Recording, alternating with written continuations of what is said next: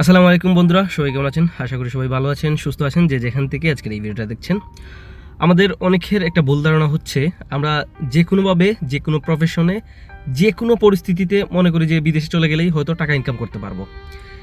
এইটাতে সবচাইতে বড় ভুল আমরা যেটা করে থাকি, সবচাইতে বাংলাদেশিরা আমার মনে হয় যে এই ভুলটা সবচাইতে বেশি করে থাকে। মনে করে যে কোনোভাবে গেলেই হয়তো বেশি টাকা ইনকাম করতে পারবো। এইটা হচ্ছে সবচাইতে ভুল একটা আমাদের চিন্তাধারা। আমরা যদি একটা ভালো প্রফেশনে না আসি তাহলে বিদেশে আপনি যত বৎসরই থাকেন না কেন আপনি ভালো টাকা ইনকাম করতে পারবেন না। আজকের এই ভিডিওতে আমি আপনাদের সাথে শেয়ার করব এমন 10টি প্রফেশন, যদি আপনি এই 10টা কাজে আপনি দক্ষ হতে পারেন, আই হোপ আপনি বিশ্বের যে কোনো দেশে যান ভালো টাকা ইনকাম করতে পারবেন। Let's start. Number 1, electrician. বাসা বাড়ি বা কনস্ট্রাকশনের সাইটে ইলেকট্রিক ওয়্যারিং ও মেইনটেনেন্সের প্রচুর কাজ রয়েছে। এটি একটি স্থায়ী এবং ভালো আয়ের পেশা। আপনি এই কাজ যদি শিখে মধ্যপ্রাচ্য অথবা ইউরোপের যে কোনো দেশে যান তাহলে আপনি অনায়াসে ভালো একটা স্যালারি আশা করতে পারেন। 2 নম্বরে থাকছে প্লাম্বিংয়ের কাজ। পানির লাইন, স্যানিটারি ফিটিংস এবং পাইপলাইনের কাজ জানা থাকলে বিদেশের যে কোনো দেশে দ্রুত কাজ পাওয়া যায়। এই কাজের চাহিদা মধ্যপ্রাচ্য অথবা ইউরোপ, বিশ্বের সব দেশেই কিন্তু এই কাজের চাহিদা প্রচুর পরিমাণে। 3 নম্বরে রয়েছে ড্রাইভিংয়ের পেশা।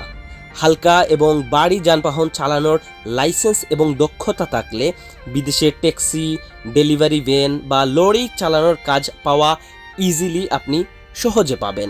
তবে এক্ষেত্রে একটা কথা হচ্ছে, অবশ্যই ট্রাফিক আইন আপনাকে জানতে হবে। আপনি যেই দেশে যান সেইখানের লাইসেন্স থাকা বাধ্যতামূলক এবং সেইখানের লাইসেন্স নিয়ে আপনাকে গাড়ি চালাতে হবে। 4 নম্বরে থাকছে এসি এবং রেফ্রিজারেটর মেকানিক।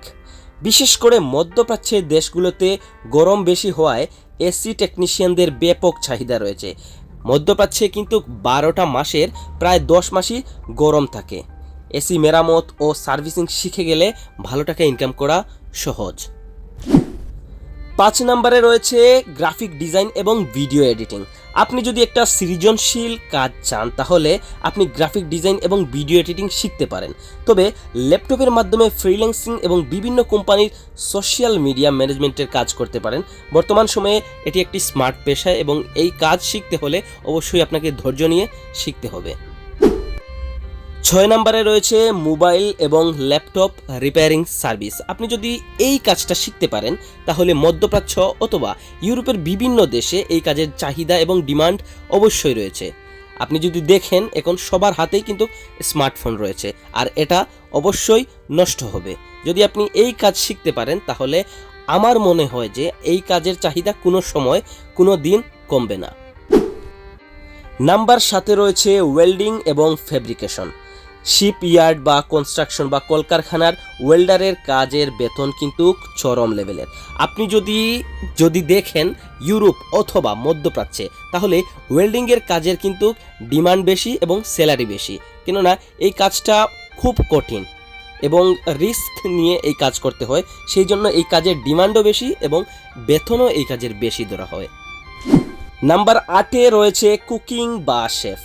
হোটেল ও রেস্টুরেন্টের শিল্পে দক্ষ শেফ এবং কুকারদের সবসময় কদর থাকে। কন্টিনেন্টাল বা আন্তর্জাতিক খাবার রান্নায় পারদর্শী হলে বড় বড় হোটেলগুলোতে সহজেই আপনি চাকরি পেয়ে যাবেন। 9 নম্বরে রয়েছে টাইলস এবং কার্পেন্টিংয়ের কাজ। কনস্ট্রাকশন সেক্টরে টাইলস সেট করা বা আসবাবপত্র তৈরির কাঠের কাজ জানা থাকলে আপনাকে কোনো সময়ই বসে থাকতে হবে না।